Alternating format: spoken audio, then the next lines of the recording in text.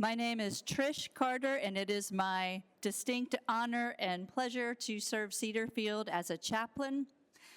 I think that if you have seen the slides, you know that there are more candles than usual on our slides, and you know, if you've lived here for a while, what that means. And so I thought I would just meet it head on in sharing a reading written by Rabbi Alvin Fine. Life is a journey. Birth is a beginning, and death a destination, and life is a journey. From childhood to maturity, and youth to age, from innocence to awareness, and ignorance to knowing, from foolishness to discretion, and then, perhaps, to wisdom.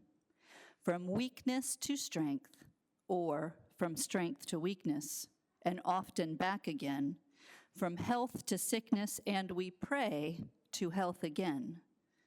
From offense to forgiveness, from loneliness to love, from joy to gratitude, pain to compassion, grief to understanding, fear to faith, defeat to defeat, to defeat, until, not looking backwards or ahead, we see that victory lies not at some high point along the way, but in having made the journey, step by step, a sacred pilgrimage. Birth is a beginning, and death is a destination, and life is a journey.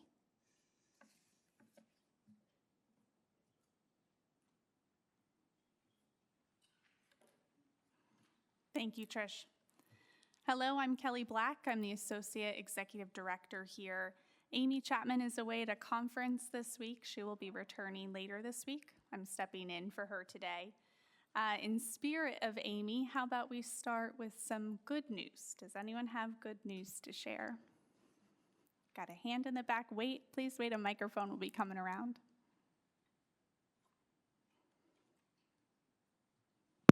Marion saw that I have my sneakers on today.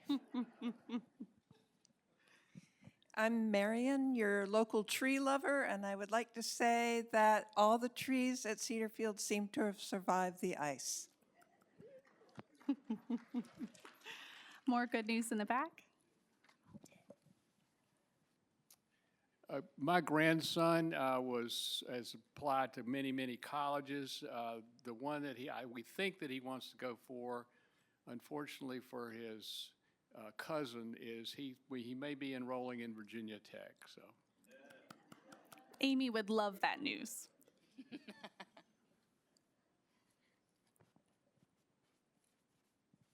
I go on a cruise in a week for my little brother's 21st birthday. Yay.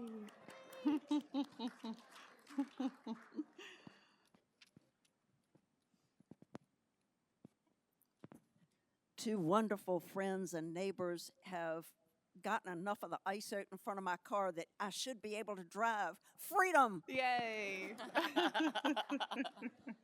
More good news. Anyone else? One more. I just got back from a cruise to Tahiti with my sister, but came back in time for my granddaughter's bridal shower. Aww. So all good news. And you were out of town at just the right time, weren't you? No, I was going to ask you about that tan, Helen.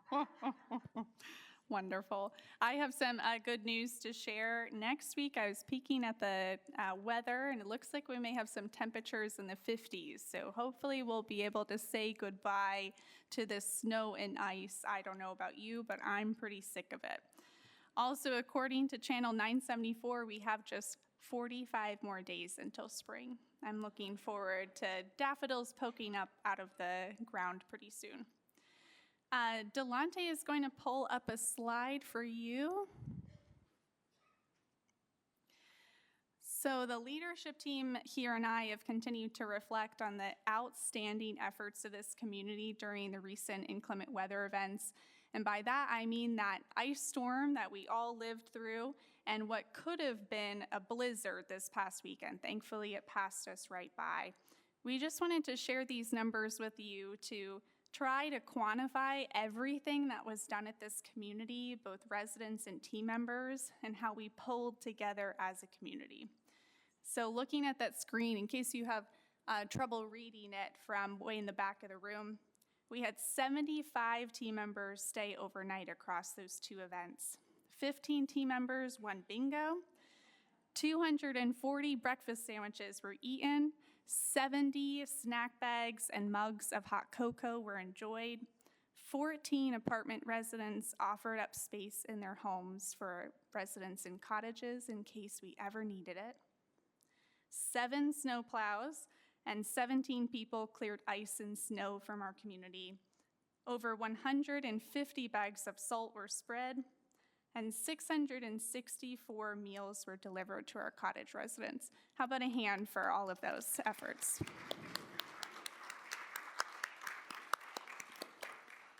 These are incredible numbers. My thanks goes out to each of you. This is really a reflection of what makes Cedarfield really special. Turning now to department reports, Emily Adler from marketing is first.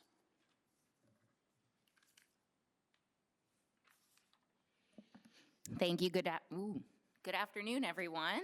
Emily Adler, giving you an occupancy report here.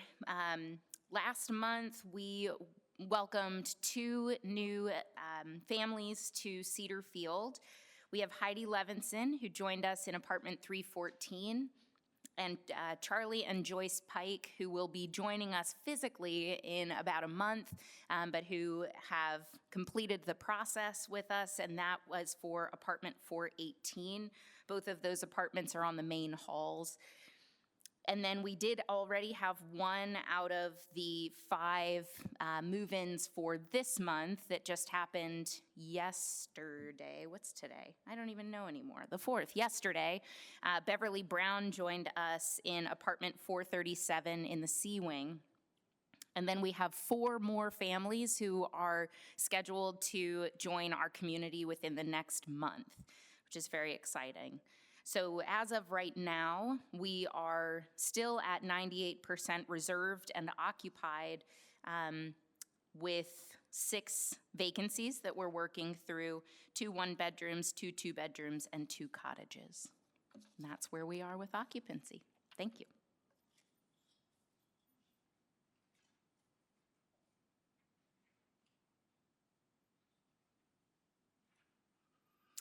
Good afternoon. Jackie France, Director of Nursing. 2 positions I'd like to make you aware of that the nursing department is currently searching for, and that is the clinic manager. That is a part-time position. We also have 2 part-time RN positions in our Poppy Place household. And last but not least, we did hire a clinical assistant. As some of you know, Bonnie retired, and this lovely young lady that some of you already probably know, Miss Mariah Robinson. Yay!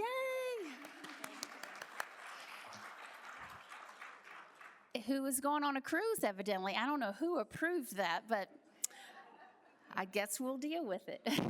Thank you.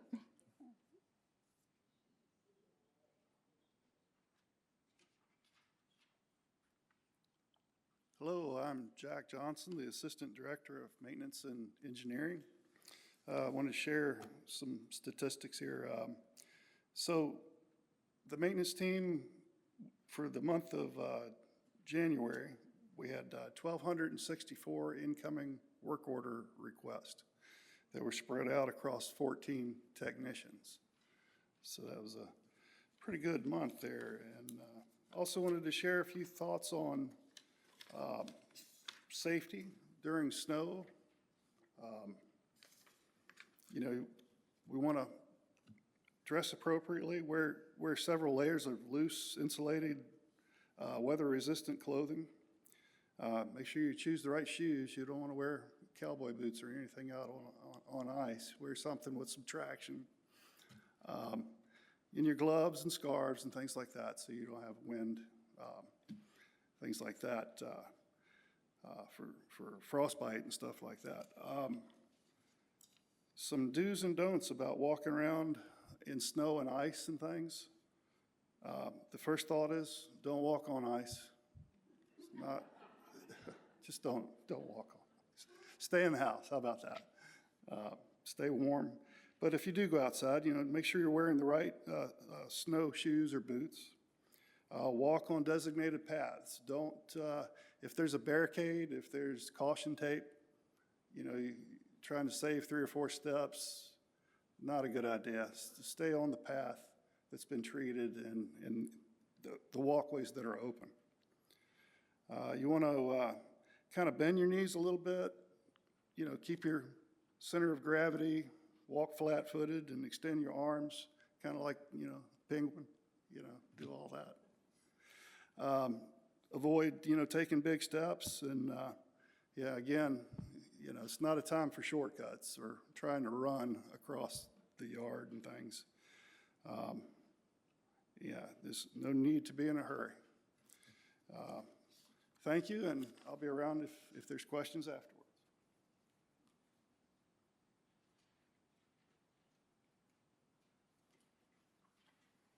Hello, everyone. I'm David from the business office. Last week, Thursday and Friday, tax letters went out. I have several copies of the independent tax letter over here on the table. If you haven't received yours yet, they're all the same for independent living. For the higher levels of care, they're resident specific. So if you didn't receive those, please give us a call at the business office and we'll give you another copy. On the front page, they have a phone number that you or your tax advisor can call. It's our CFO, Kevin Salminen. It's his direct line. So if you have any questions, and I love giving out his phone number. If you or your tax advisor have any questions, feel free to give him a call. Also, anybody move in 2025? Okay. All right, so your medical tax deduction is somewhere in the neighborhood of $150,000. Make sure you get that letter and get it to your tax advisor. There's also, for the first year you're here, it'll be prorated. There's a monthly rate also that you'll need to calculate based on how many months you have been here. And that's pretty much it. The only other thing I get questions about are if you have a preferred choice contract, am I bundled or unbundled? We don't sell the bundled one anymore. The last one was in 2015. So if you've moved in since then, you are unbundled. And if you're not sure, please give me a call. Thank you.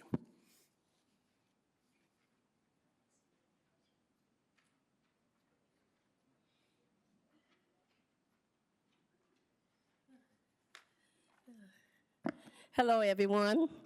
The Spring Fling cleaning service will start up again for this year. It's for the cottage and the apartments. For the month of March, it will be for the outside cottages. So these are the things that you can have done at this time. You can have your mattress turned, you can have your blind washing, oven cleaning, pull out your appliance and clean behind them, and you have your comfort washing and oven cleaning, and also refrigerator cleaning. So if you're interested in any of these items, please give Kiana Young in housekeeping a call at 804-474-8752. And a flyer will be going out to all the outside cottages on February the 27th. And I'll be here if you have any questions. Thank you.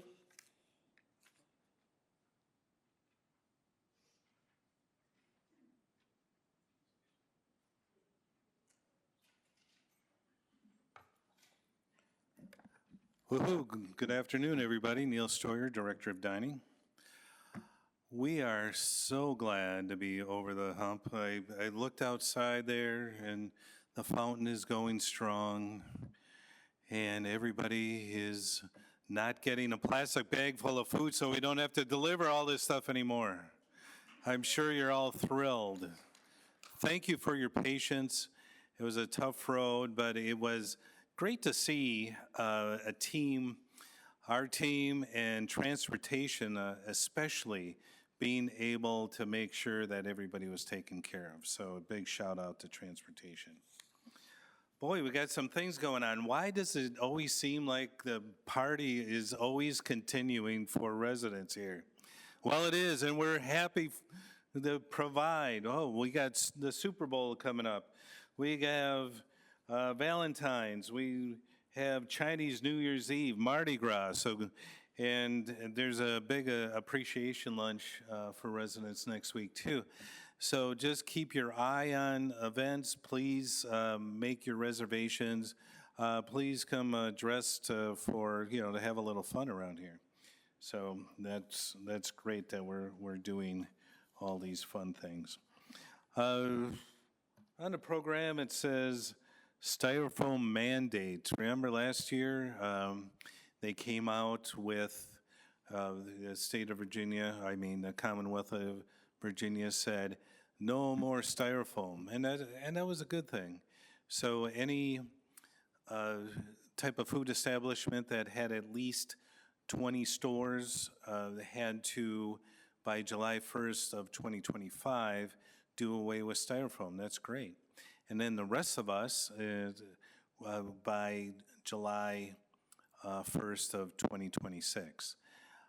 Well, I have an action plan that's headed up by our friend Henry in the dining room, and we're going to be going through in a meticulous, organized fashion with an ad hoc committee of the dining committee in order to make this happen in a timely manner well before July 1st. Just note, the whole reason for styrofoam is a couple of different things. One, it's insulated. Two, when you put a cover, like on the soup cover, bowls and things, you can drop it once and it won't open up on you. And the other thing is that it's the least expensive route. So we have to get a little creative. We also have to look at many of the opportunities for reusables, if we can do that. And I know many residents have approached me, and they care. They care about the environment. They care about other things going on with costs, with many things that occur. And your help is needed. Your input is needed, and I appreciate you with that. I'll be available afterwards for questions. Thank you very much.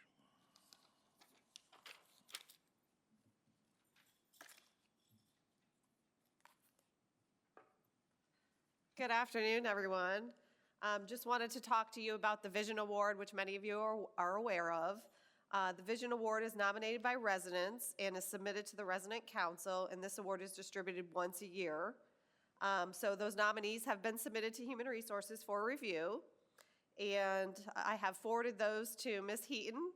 Heatwell for her review, and she's going to bring those to the committee, and then they'll make the determination of those and make a selection. The recipient will receive a $500 in their paycheck and a trophy and their name on a peak wall. Again, forms for peak awards can be located in the Human Resources Office, team dining, and the resident in-house mailroom, and on the Cedarfield My app. We did have 6 nominations for the Vision Award. So, thank you.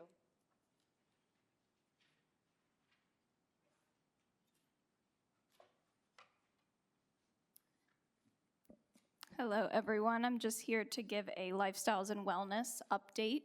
So my team collaborates all the time with dining, so thank you so much for your team. So we have 3 events in the next 2 weeks that we're all working together on. The first one is the Super Bowl. There is a slide running on channel 974 My team is providing all the complimentary snacks, and then there'll be a bunch of festive appetizers to enjoy when you're watching the Super Bowl in the Atrium Cafe. So the party starts at 6 o'clock, and then the game begins at 6:30.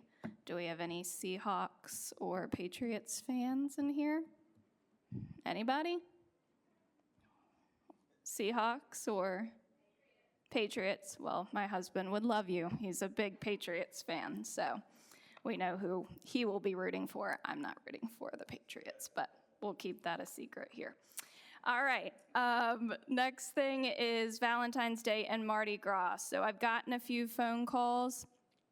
On the front, this is just a summary of what we are offering. So on the 12th, we will have a harp duo with a dessert bar in the back to enjoy while you listen. And then on the 17th, we'll have trad jazz here with king cake in the back, kind of same thing. And then if you want to make your reservations in the dining room on the 14th or the 17th to enjoy a special showcase, you just call the hostess station like you normally would for a dinner reservation. Okay? If you have any questions about programming, I will stick around till the end. Thank you.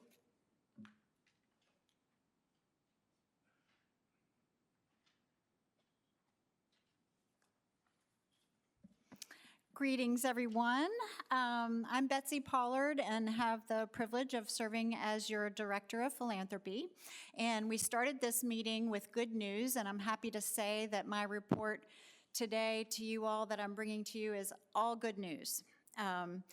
Thanks to your generosity, Cedar Field's 10 different charitable funds continue to bring just flourishing to our community in many different ways. I think last month I brought you information about the beautiful new artwork that's gracing our halls, and just always enjoy having the opportunity to share with you specific examples of the impact that these funds have. So today I'd like to talk about the scholarship program, first of all, and also the Angel Fund.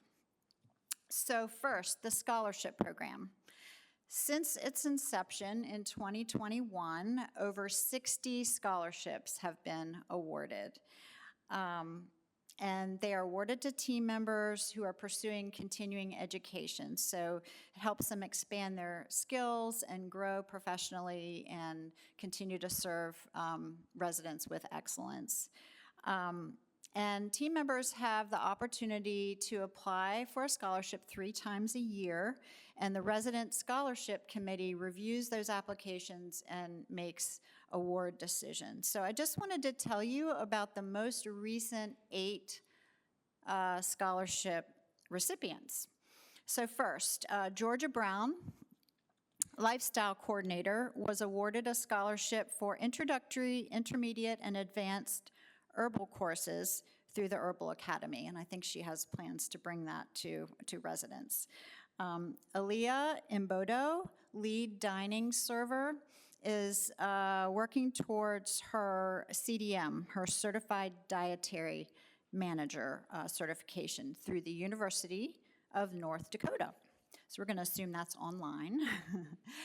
Stormy Haley, CNA, was awarded a scholarship for coursework through ODU toward her undergraduate degree.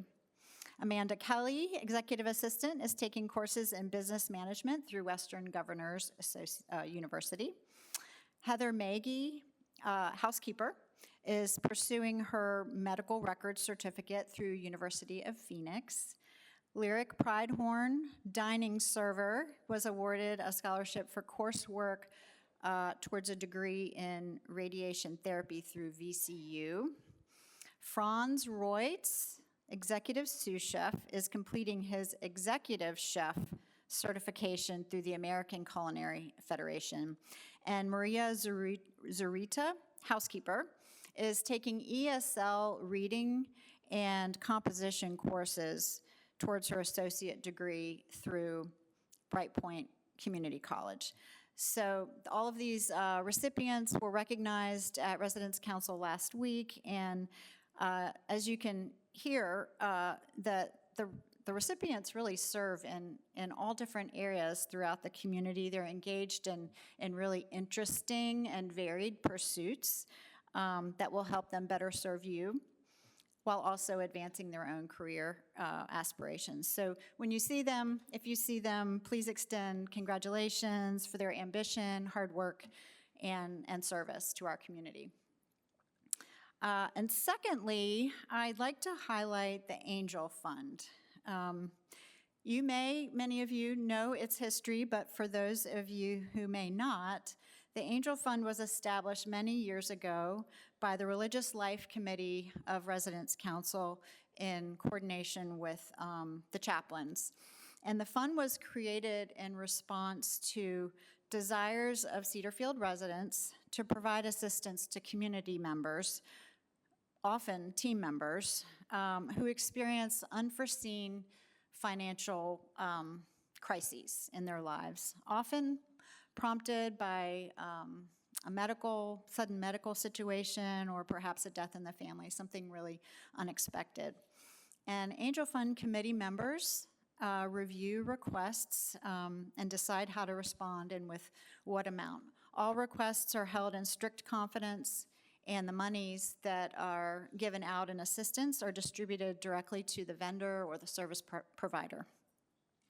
So in the first 6 months of our fiscal year, nearly $44,000 has been granted in assistance, which has really proved to be a lifeline for many.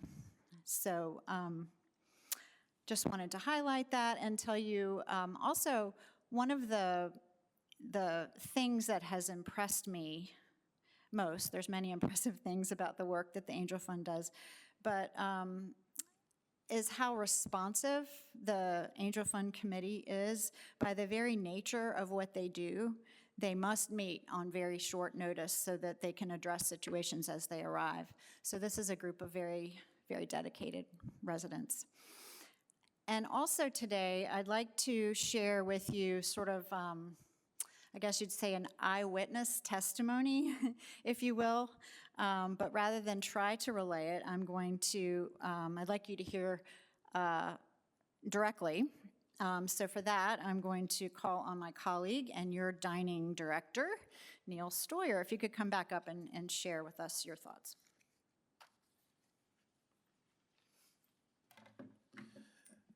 Thank you, Betsy, for inviting me to come up. Every Wednesday at 11:45 a.m. is my slot for new team member orientation. And within what I talk about, of course, is the food. I mean, what else am I? I'm the dining director, so we talk about food and how, but then quickly it turns to how each of us impacts residents, and then I switch to how generous the residents are. And what a great place Cedarfield is in that you've landed your career at the best place you could. And one of those big reasons is because of the Angel Fund, amongst all the other programs and the great things that you do for all the team members here. I'm just going to read the statement here because it captures a lot. For the dining department, the impact of the Angel Fund has been nothing short of life-saving.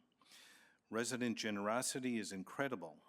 Resident understanding of team member challenges and their swift offerings of assistance is beyond next level. I know I am proud and humbled with all the charitable support residents provide on a continual basis. An example of how the Angel Fund made a tremendous difference is as follows. One dining team member recently moved to Richmond. This team member has been a great addition to our department. Getting life situated in new surroundings was going fine.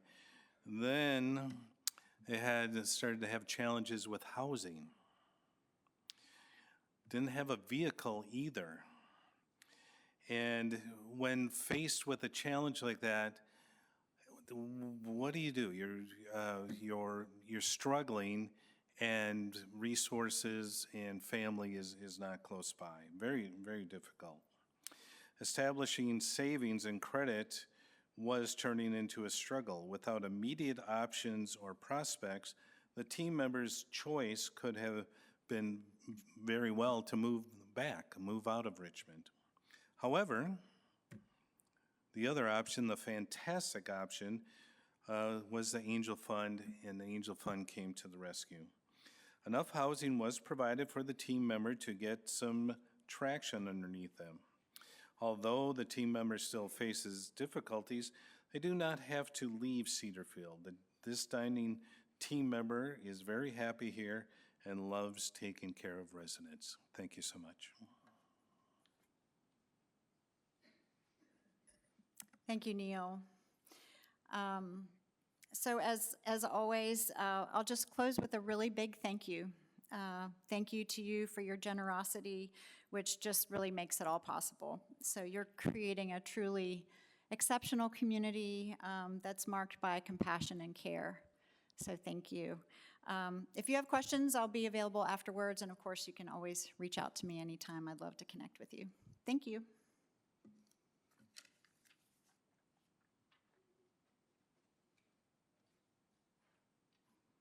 Thank you, Betsy and Neil. And all my other leaders and directors, don't want to leave them out. Reporting for administration, I want to start with one thing that's not on the scheduled agenda. This did come up earlier. Just a friendly reminder, please pick up after your animals.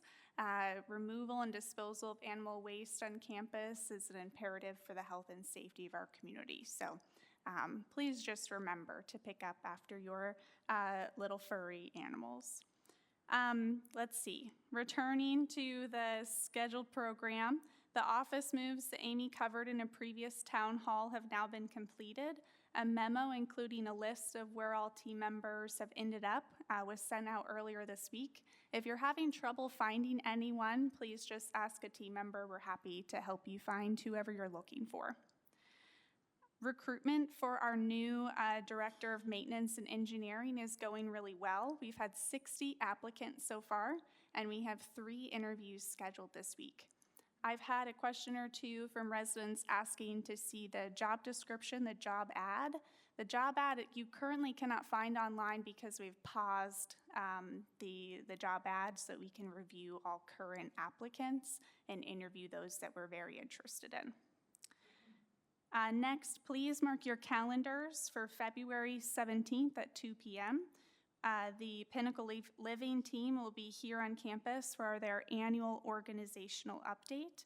Chris Henderson and other members of the Pinnacle Living team will be here to share updates on what's going on across our organization. Again, that's February 17th at 2 p.m. in the Fellowship Hall.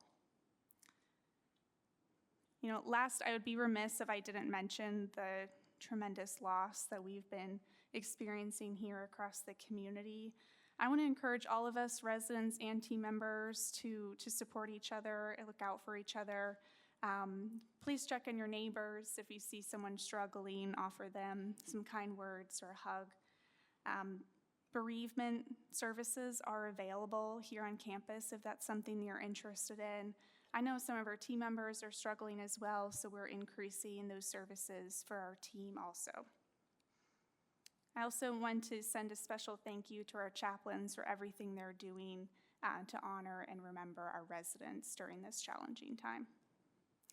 With that, I'm going to turn to Sherilyn Heatwall for our council report. Thank you.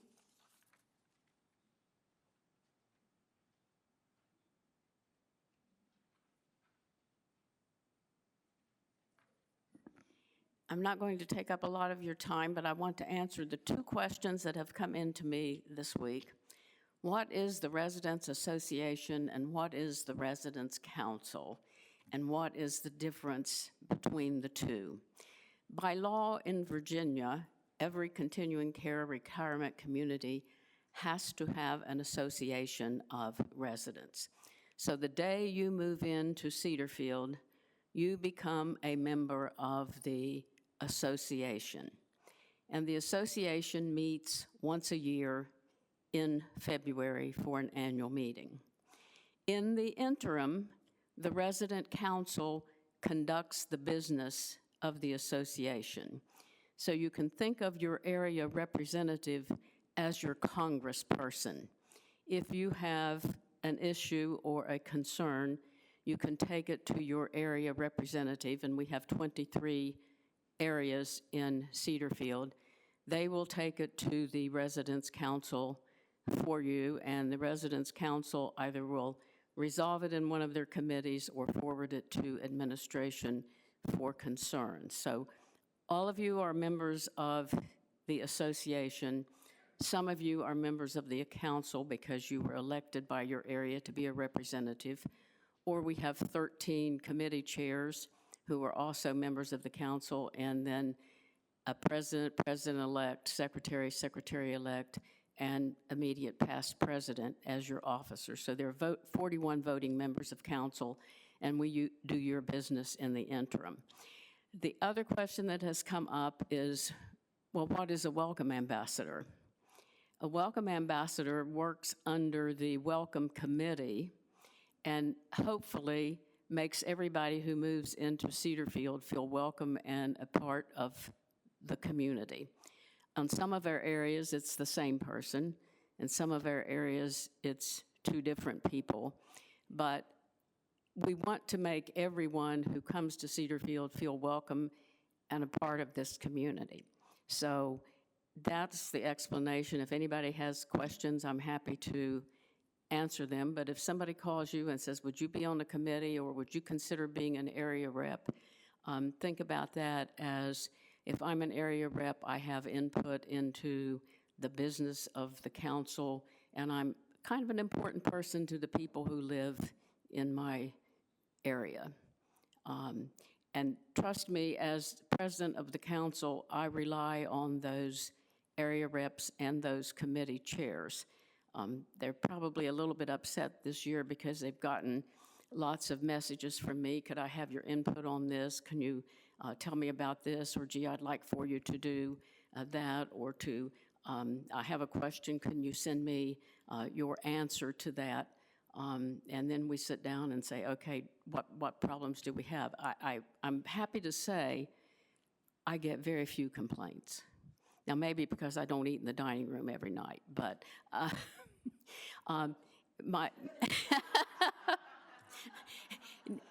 Neil knows if I have a concern, he hears from me, or if the council has a concern, he hears from us, and your dining committee always does things until... I will say this, one of the joys of being president has been getting to know the directors and the department heads better and being able to work with them. So I look forward to Helen has been busy behind the scenes getting ready. She was smart to take a cruise when she did, but she worked hard before she left, and she's been calling me since she got back, so she's got things well in hand. Next, or this month's meeting is not a meeting of your residents' council, it's a meeting of the Residents Association, which means anybody who's a resident of Cedarfield, I'm probably going to regret saying this, anybody who's a resident of Cedarfield can bring up an issue at that meeting, because it's your opportunity as the association to have your annual meeting. And we will be approving committee chairs at that meeting, and we will be electing your president-elect and secretary-elect. So does anybody have any questions? Thank you.